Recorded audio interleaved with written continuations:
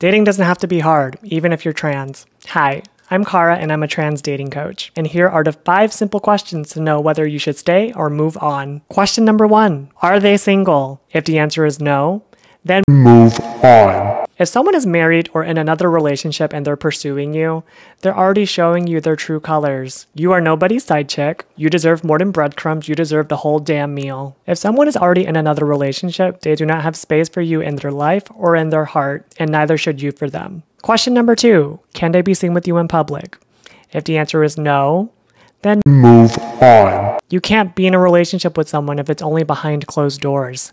Are y'all always Netflix and chilling? Are you only ordering in, never going out? You can't have a relationship if the foundation is based on the fact that you're a dirty little secret. If they do take you out, are they constantly watching their back? Are they only taking you places in the middle of nowhere? Or are they only picking places that are on the other side of town? If they do run into someone that they know, do they immediately drop your hand? Do they pretend like they don't know you? Is the night ruined because they're flustered and frustrated that someone saw them with you? Do they invite you into their world?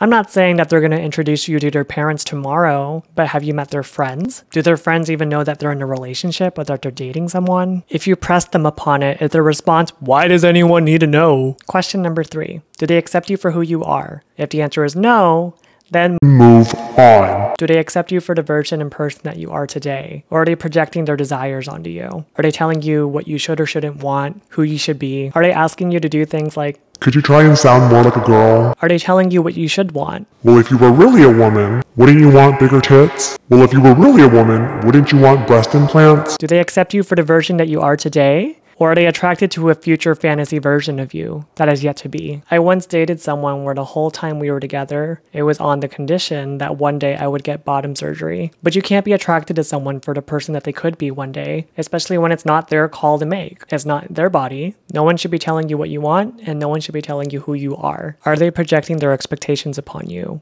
and telling you how you should dress, how you should act? I once was supposed to go hiking with a guy for a first date, and he was like, what are you gonna wear? And I was like, oh, I like to dress comfy. And he was like, oh, well.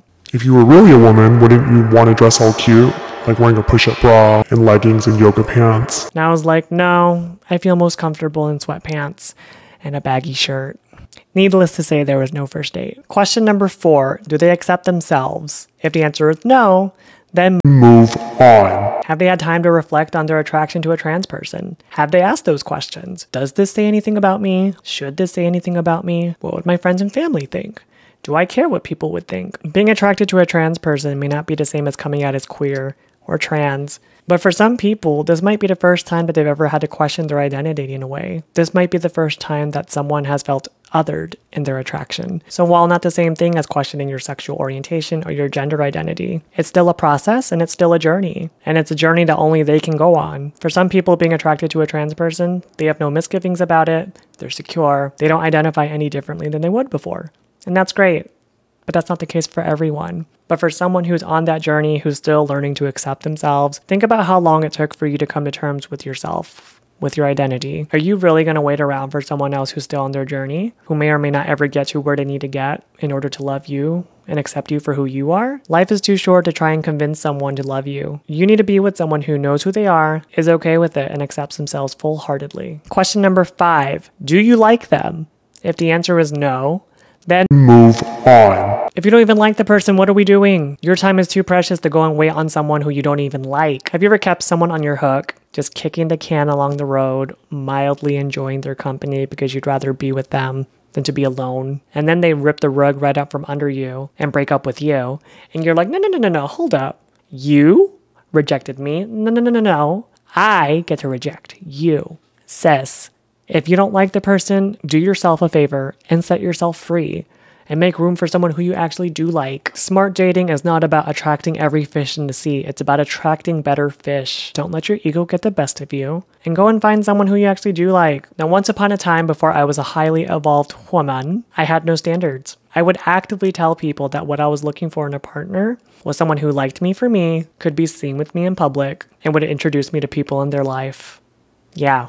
Those are my standards, or my lack thereof. And yes, there would be overwhelming evidence of people who would disappoint me time and time again. But I wasn't in a place yet where I understood my role in this. You accept the love that you think you deserve. You teach people how to treat you. Think about it. There are people in your life that are pushovers, that let people walk all over them. And there's people that you know that you can't be late for, that if you're late even 5 minutes, that they're going to bite your head off because they've set a standard. Smart dating is not about who's going to like me, who's going to like me. Smart dating is asking, who am I going to like? There are people in this world that aren't going to like you for who you are, and who cares? Would you want to be with someone who doesn't like you? Smart dating is about asking yourself, would I want to be with someone who's not single, who doesn't accept me for me, who can't introduce me to people in their life, who can't be seen with me in public and keeps me a dirty little secret? Why would I want to be with someone like that? We need to take the power back. Dating when you're trans doesn't have to be hard. When you know who you are and you know what you deserve and you go and get it, and you don't settle for anything less than that. So for all you visual learners, I've included the 5 questions to ask yourself if you should stay or move on in my new ebook, The Trans Girl Survival Guide to Online Dating, which you can download in the description below. I also review some of the most popular dating apps and my personal thoughts about them for the trans community. If you're curious about what relationship coaching with me can do for you, feel free to book a discovery call, or if you're ready just to jump in, you can always book a private coaching session with me one-on-one. Until next time, this is Kara. Keep courage. Bye. Why does anyone need to know?